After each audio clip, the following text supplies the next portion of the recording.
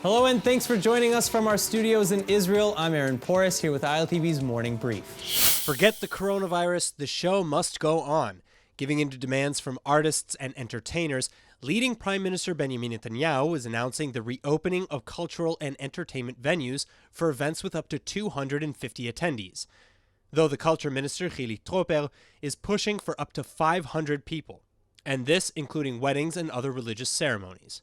אני מאוד רוצה לשמוע אתכם, אני מאוד רוצה לעזור לכם. אני יודע שיש מצוקה, ואנחנו רוצים לטפל במצוקה, ולכן ביקשתי גם משר האוצר שיצטרף אלינו, ונשמע את הדברים, ונעזור כמיטב יכולתנו. Meanwhile, train services will also restart operations as soon as next week, as requested by Finance Minister and former Transportation Minister Israel Katz. But the Health Ministry is warning that if the public cannot be disciplined in following the Health Ministry's guidelines on that same day, the ministry will close the trains and cultural institutions. Worrying numbers in mind, though, these announcements come in spite of yet another dangerous rise of infections in Israel.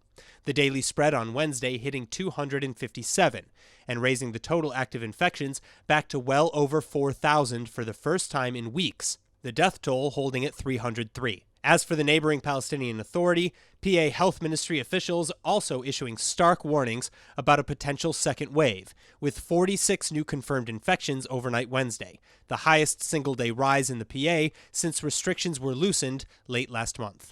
A round of musical chairs playing out in the Knesset, several lawmakers now taking advantage of the recently passed Norwegian law, a bill that allows ministry officials to resign from the Knesset, making room for lower members on their party lists to enter into parliament.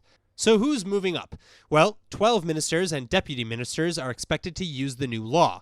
First off, 5 ministers from the Blue and White Party are reportedly resigning from their Knesset posts, including Culture Minister Hili Troper, Science Minister Yitzhak Shai, Agriculture Minister Alon Schuster, Tourism Minister Asaf Zamir, and Michael Biton, who is a minister without definition within the Defense Ministry under alternate Prime Minister Benny Gantz.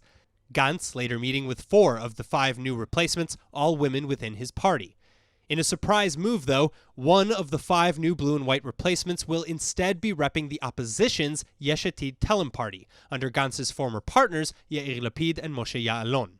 Controversy, though, around the candidate that was supposed to replace Interior Minister and ultra-Orthodox Shas party chair Aryeh Deri.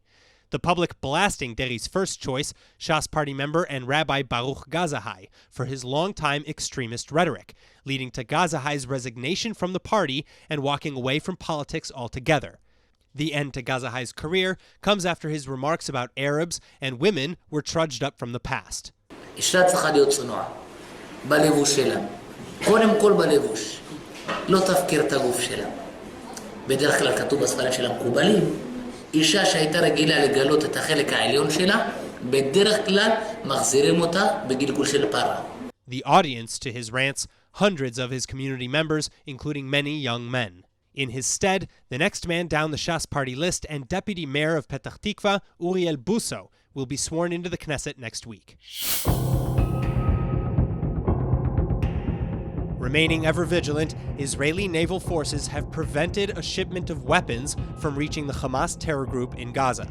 The interception from several weeks ago only now released for publication, and the 2 terrorist smugglers on board arrested in the process. אחד מהם הוא מבריח בכיר אשר עבד עם מספר ארגוני טרור.